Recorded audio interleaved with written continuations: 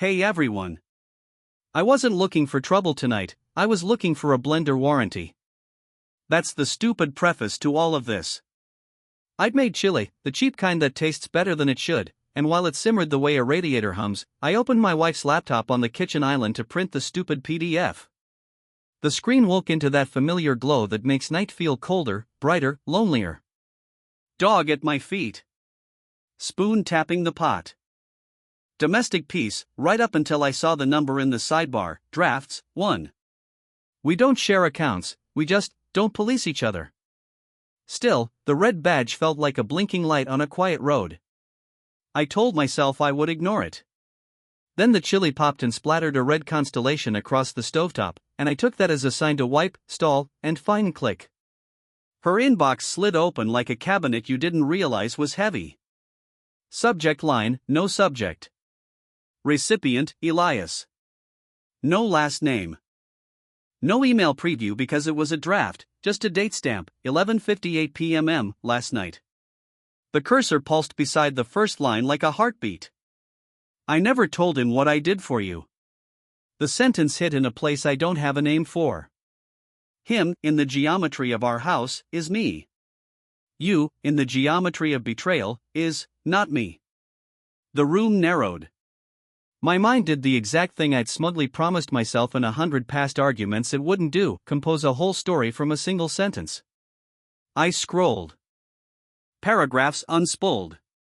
It read the way late night things do when you've been holding your breath for years and you finally exhale on a keyboard. Not flowery. Not sloppy. Precise, like she had rehearsed honesty. She wrote about debt. About a promise. About a night she can't keep rewriting in her head. About me, not named him, the man who never knew. It sounded like an affair until it didn't. Fragments that could be romance if you're paranoid, I chose you over me. Then shards that aren't romantic at all, I bought time. You said you wouldn't talk. I shouldn't have asked you to change your story. My eyes skipped, doubled back, stuck on words that didn't belong in the same document. Statement, affidavit, intake, witness. I leaned against the counter because chairs felt treacherous, like sitting would admit this was real. Behind me, the chili breathed slow heat against the lid. In the laptop glass I could see my reflection in the kitchen behind it, a ghost in a house, magnets on the fridge, the calendar with dentist appointments circled, the stupid novelty spoon rest her sister bought, all of it absurdly intact. I told myself this was a misunderstanding. Elias could be a cousin, a client, a classmate from the years she doesn't talk about.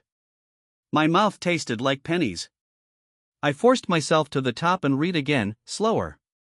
You said it wasn't love and I believed you. I didn't do it for love. I did it because I'm better at living with guilt than with you in a cell. You told me to stop paying. I don't know how to stop paying. There is a peculiar silence that follows reading something meant to be private. It is not empty. It's crowded by every past fight, every kiss, every ordinary morning that now leans, rewritten, against this new wall. I clicked the tiny I next to draft saved because I wanted to know if this was a one-off. A bad night. A glass of wine confession that would look ridiculous in daylight. A pane slid out, autosave versions. Months. 9 of them. A breadcrumb trail back to the beginning of a conversation that had never been sent. I hovered, then opened the earliest one. Shorter. Harsher. You ruined me, but I ruined you first. That line isn't how you write to a lover, that's how you write to someone holding a gun you loaded for them. Attachments, there had been some, once. The placeholder box said attachment removed. The file name ghosts lingered like evaporated breath, affidavit _scan. PDF, statement _rev2. PDF, drop _receipt. JPG. I didn't even realize the burner had ticked off. The chili stopped breathing. The house sounded like a held breath. My brain did what brains do under pressure, tried to be orderly. Who is Elias? What is the statement? Why does she write I bought time? Bought from whom? For what? The only answer available was ugly, and it wasn't she fell in love. It was she owes someone for what she did, and I'm in the sentence without being in the room. The dog bumped my shin, asking for whatever dogs ask for at moments like this: routine, probably. Normalcy. I put food in his bowl because muscle memory is stronger than panic. Then I took one more breath I didn't deserve and clicked the little caret that said show all versions. If the first line was the cliff, maybe the versions were the stairs down. I wanted the stairs. I wanted a staircase so badly I could already feel the wood under my feet. I clicked. The show all versions window unfolded like a digital autopsy. 9 entries, time-stamped months apart. Each one with a slightly different word count, a slightly different tone. I opened the oldest first, because beginnings tell you what someone meant before they learned how to hide it. That first draft wasn't poetic. It was sharp. Angry. You ruined me, but I ruined you first. It wasn't the language of romance, it was transaction, damage control. The kind of writing people use when they're justifying something they already did. The second version softened. Less venom, more exhaustion. I bought time. I thought it would make the guilt quieter. The next few were similar, guilt bending toward grief. Like she'd written them after long nights and deleted them when daylight made regret embarrassing again. One detail appeared in nearly all of them: the affidavit. That word sat in my chest like a splinter. I googled it because that's what people do when they're too afraid to ask their spouse what something means. A written statement confirmed by oath or affirmation, for use as evidence in court. Court. Not clinic. Not charity. Court. Every version mentioned the statement. Changing 2 sentences. Buying silence. But the strangest detail wasn't in the text, it was in the timestamps. Every file had a saved time between 11:42 p.m. and 12:05 a.m. Always that same window. Always when I was asleep. In one of the mid-year versions, a name appeared for the first time: Elias Navarro. It was the only time she wrote his full name. I copied it to a note on my phone. The surname didn't ring any bells, but I could feel it echo somewhere distant, like a sound you almost remember from a dream. I scrolled to the most recent version, the one from last night. The one that had stayed unsent. The tone was different. It wasn't a confession, it was a eulogy for something that hadn't died yet. You said you'd forgive me if I told him. But you never meant it. You wanted to keep me in this place, the one where I owe you everything, and he owes me nothing. My own reflection on the screen looked pale, distorted by text that wasn't meant for my eyes. It felt wrong to keep reading, but I couldn't stop. Every word was a thread, and I was too deep in the weave to pull back. At the bottom of the page, her cursor blinked beside the unfinished sentence. I never wanted him to know that the reason Elias lost everything. Then nothing. The sentence cut off mid-thought, like the power had gone out mid-confession. My thumb hovered over the trackpad. I checked the autosave again, 11:58 p.m. At that exact time last night, I was half asleep on the couch, half watching a crime documentary she'd picked, one about false witnesses and coerced testimony. She'd dozed off beside me, her head on my shoulder. And now the words affidavit, statement, silence bot looped in my mind, playing in the same calm tone she'd used when she said goodnight. I looked at her laptop lid, half closed like a mouth holding a secret. The air in the kitchen felt heavier, almost humid with silence. On the edge of the screen, the search bar still waited, patient. I typed Elias Navarro and hit enter. The results didn't show romance. They showed legal records. And one of them carried a case year that made my stomach turn. 2016, the year everything in our lives had almost fallen apart and somehow hadn't. That's when I realized something I didn't want to admit. Maybe this wasn't the story of a lover. Maybe it was the story of a witness. The name Elias Navarro stared back from the screen like it expected me to recognize it. I didn't. Not at first. But names have a way of burrowing into memory once you've seen them under the wrong circumstances. I scrolled through the search results, news blurbs, archived PDFs, a half-broken government database that still had his name tied to a witness statement in 2016. The year I didn't like remembering. The year we called our reset. I clicked the record. Most of it was redacted black bars like censors over someone's conscience, but one phrase survived: altered account submitted following new evidence. That was the language of something quietly buried, not solved. My stomach turned. I tried to connect that bureaucratic sentence to our real life. To dinners, shared passwords, and the way she laughed when she mispronounced words in foreign movies. But the puzzle pieces refused to fit. The next result was a phone number buried in a directory listing. Out of habit or madness, I saved it to my contacts under E. The kind of thing you do before you've decided whether to be brave or stupid. The apartment was silent except for the tick of the wall clock. She was asleep in the next room, her breathing steady, the sound of someone untroubled by ghosts. I envied her for it. I reopened her email. The forwarding rules were still there, hidden deep in the settings menu, an automatic redirect that sent every draft version to a dead address. It wasn't to hide from me. It was to hide from herself. A way to confess without ever hitting send. Then I noticed one small detail I'd missed before: an archived calendar invite titled Follow-up, Armitage Hotel, 2 hours. The date wasn't old. It was tomorrow night. The chill that crawled down my spine didn't come from jealousy anymore, it came from recognition. Something was still happening. I checked my phone again. Elias Navarro, unknown number. I hovered over it, thumb trembling. I didn't call. Not yet. I just stared until the digits blurred into nonsense. The letter she'd written, the one sitting unsent in drafts, wasn't an apology. It was unfinished business. Tomorrow night, she'd meet him again. And I needed to know why. Sleep didn't come that night. It circled me, cruel and weightless, the way a mosquito circles light, close enough to hum, never close enough to land.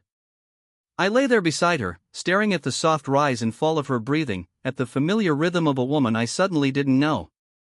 At 7 a.m.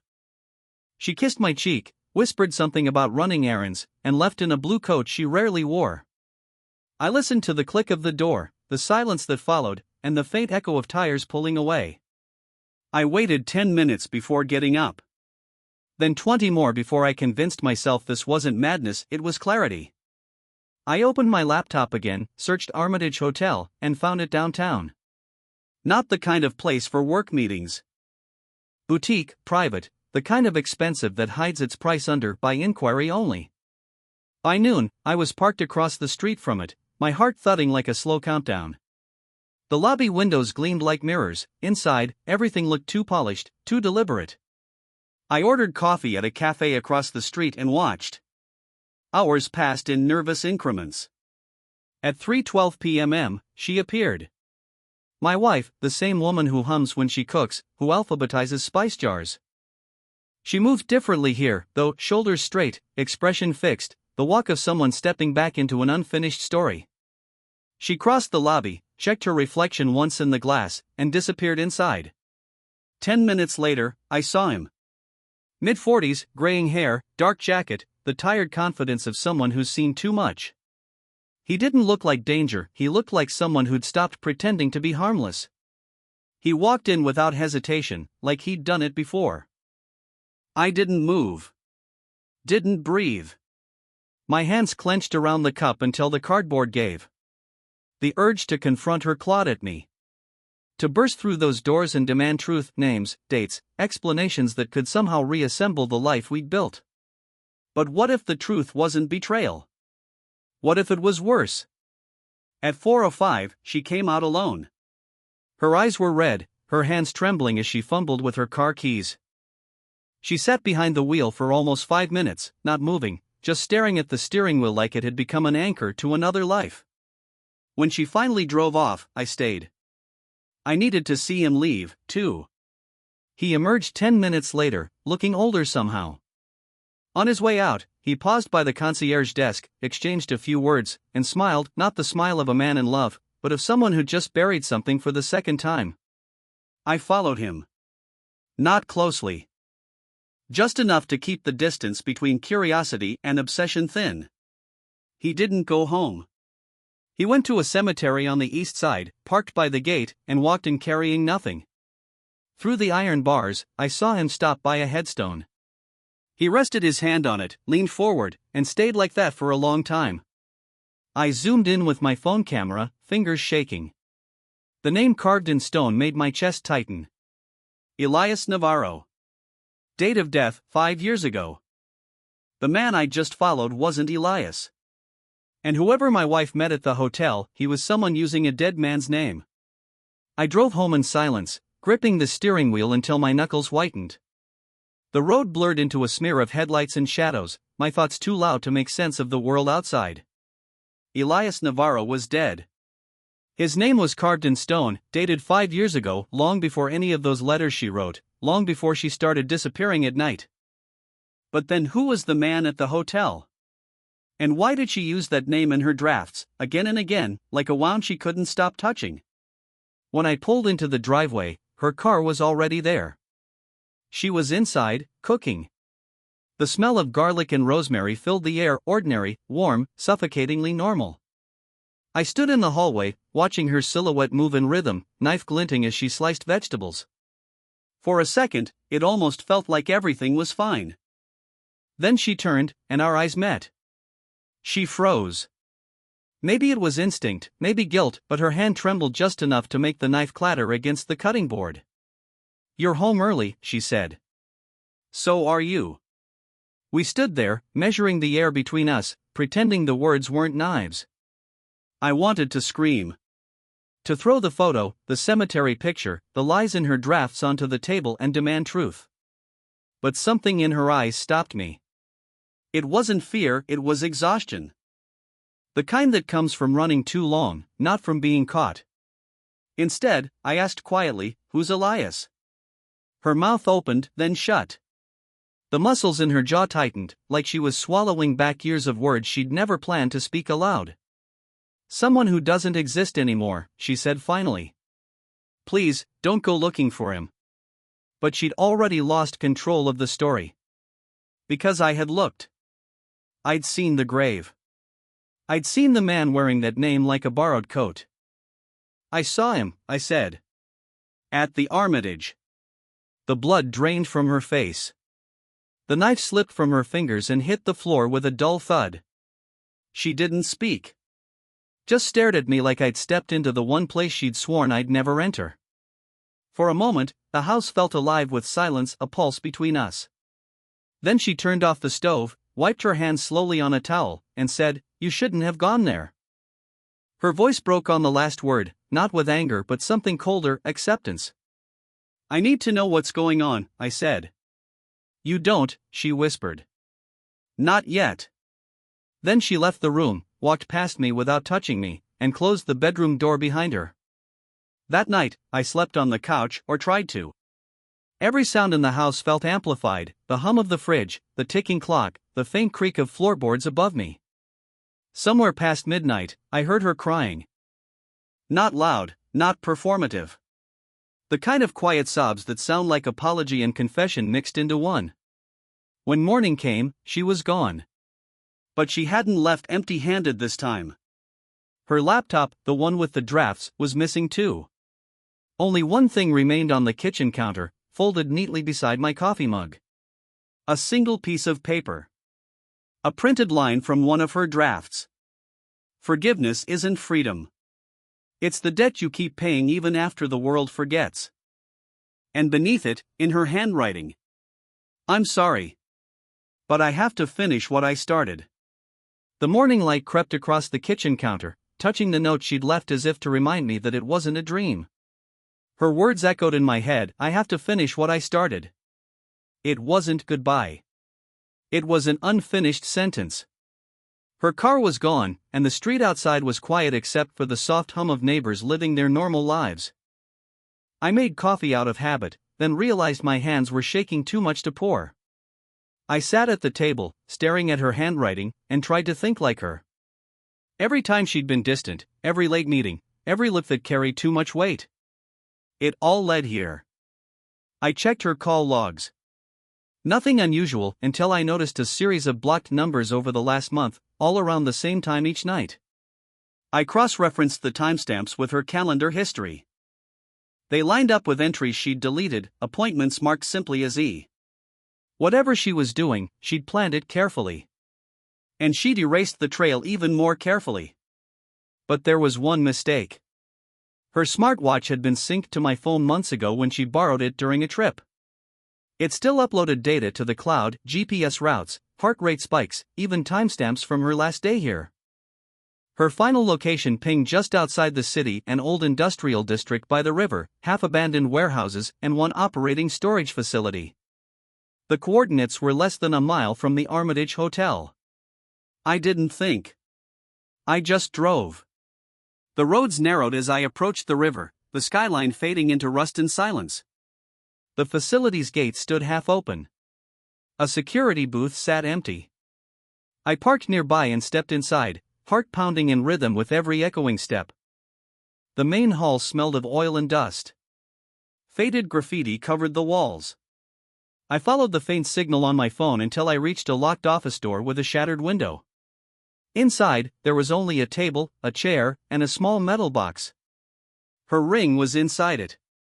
And a USB drive. No note this time. No explanations.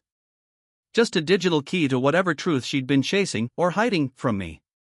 I pocketed the ring, plugged the USB into my car's dashboard screen, and waited as the files loaded. Inside was a single folder labeled, "For When You Finally Look."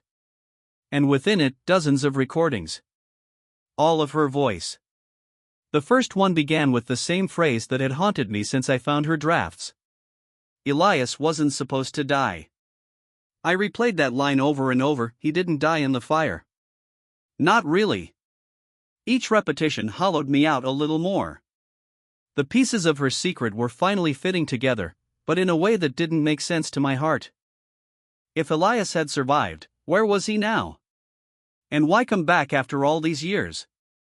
That night, I barely slept. Every sound outside felt like a whisper from the past. I kept staring at her ring on the table, at the small dent where it had once sat on her finger, a mark of someone still trying to hold on while letting go. By morning, I knew what I had to do. I went back to the hotel. The concierge recognized me instantly, his polite professionalism cracking into something wary. When I asked about Elias Navarro, he stiffened and said the man hadn't checked in under that name again, but someone matching his description had left an envelope for me. Inside was a single photograph. It was taken years ago, the night of the accident, judging by the car's license plate. Rain blurred the edges, headlights flaring across asphalt. My car. My wife. Me behind the wheel. And in the corner of the image, a reflection in a puddle, a face I didn't know then but did now. Elias. On the back of the photo was written, "She's trying to make it right. Don't stop her this time."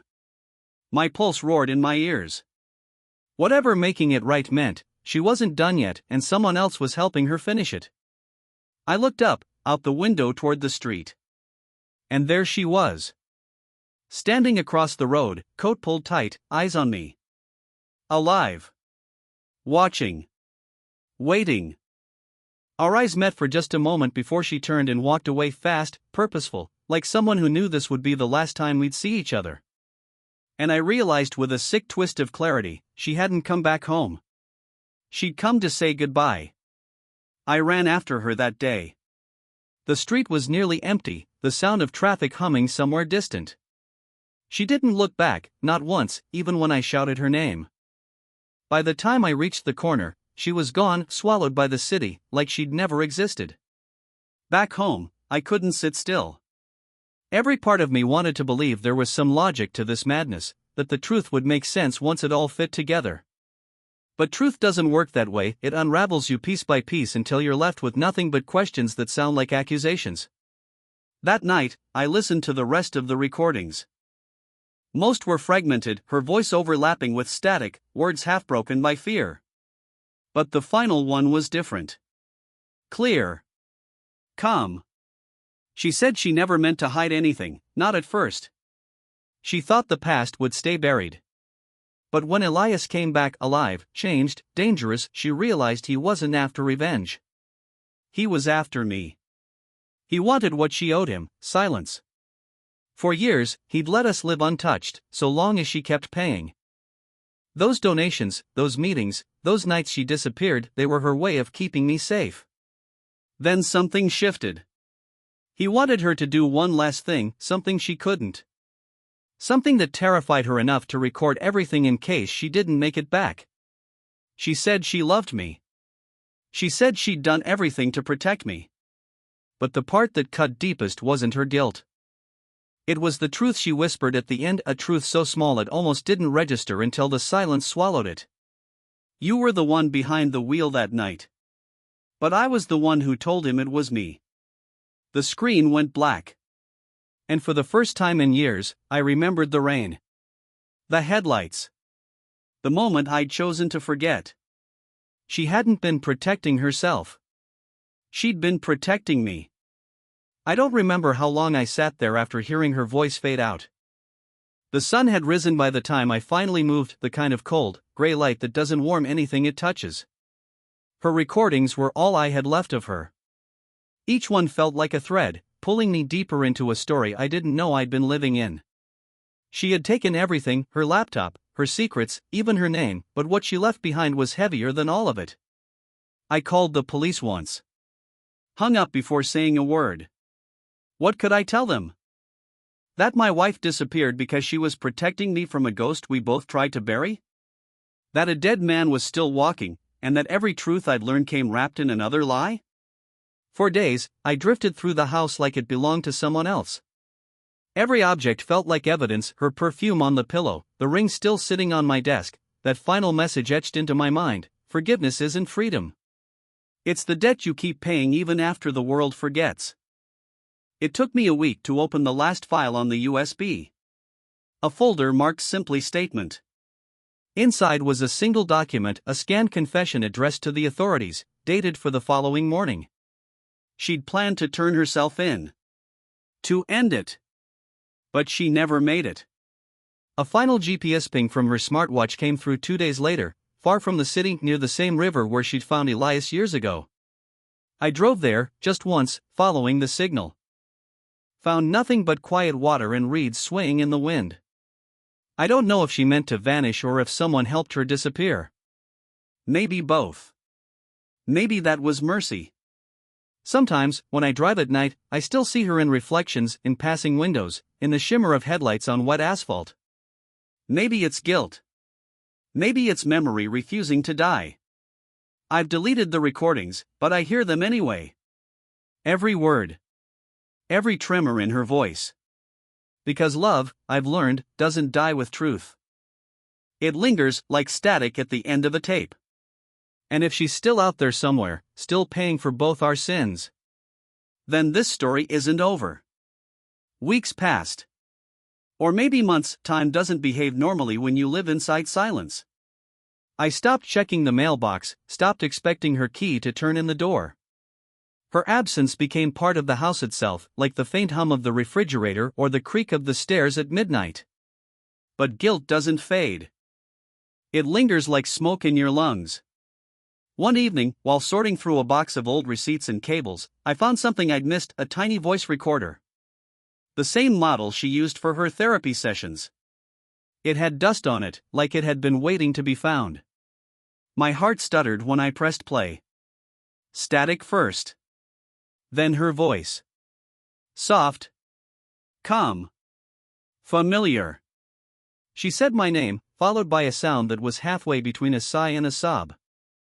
Then she said she'd left me a map, hidden where I'd never think to look, not to find her, but to understand her. Her words: you've always looked at truth like a wound. But sometimes, it's just a doorway. The next sound was a drawer sliding open, paper rustling, then silence. I searched the house for hours. Checked every drawer, every photo frame, even the baseboards. Nothing.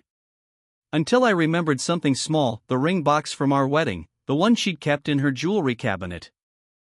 Inside, beneath the velvet padding, was a folded note. Coordinates. And a single sentence beneath them. He's still watching. The coordinates led to an address just outside the city. I recognized it immediately, an old parking lot near the industrial district, the same area where I'd found her ring in the USB drive. I went. I shouldn't have, but I did. When I arrived, the lot was empty except for a single car. Not hers. Not mine. A gray sedan with tinted windows, parked perfectly in the center as if waiting for me. On the dashboard, behind the glass, was an envelope with my name on it. I opened it with shaking hands.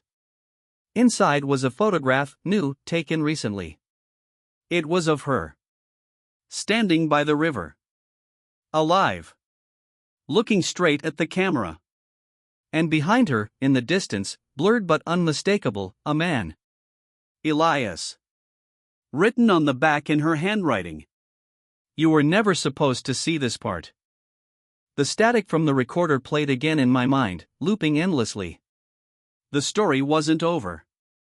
It had only gone quiet, waiting for me to press play again. The photo haunted me. Her eyes in it, they weren't afraid, or desperate. They looked resigned. Like someone who had finally accepted her own ending. I drove back to the river the next morning. The mist hung low, the air cold enough to taste metal. Every ripple on the water looked like a reflection of something buried beneath. The coordinates from her note led to the same spot where her smartwatch had last pinged. This time, I noticed tire tracks in the dirt, fresh ones. Someone else had been here recently. I followed them down a narrow path to the edge of the dock.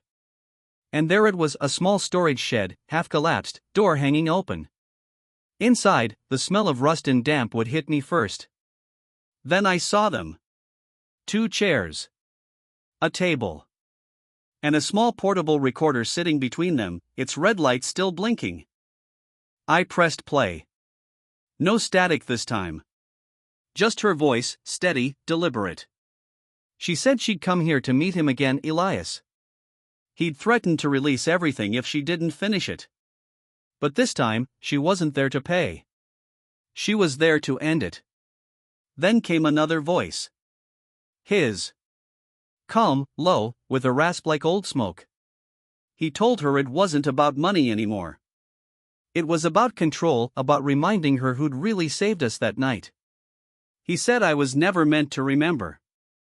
That she'd made sure of it. And then the sound, sudden movement, a shout, something hitting metal, water splashing. Then silence. The recorder clicked off. I stood there for a long time, staring at that blinking red light, realizing it wasn't live. It had been set to record automatically hours ago. There was no blood. No sign of struggle. Just an impression of 2 people who'd come here to make peace or destroy each other. I looked out across the water, and for the briefest second, I saw her reflection again, just where the river bends, where the light bends with it. Maybe it was memory. Maybe something else. But then I saw movement, a shadow stepping out from the trees, too tall to be her. He paused, half in the light, half hidden. I couldn't see his face, but I didn't need to. I already knew who it was. Elias. Alive. Again. He didn't say a word. Just nodded once, slow and deliberate, as if to tell me the rest wasn't mine to know. Then he turned and walked into the fog until the world swallowed him whole. When I left the river, I took the recorder with me. I didn't listen again. I couldn't. Because some stories aren't meant to end. They just fade, like voices in the static, waiting for someone else to press play.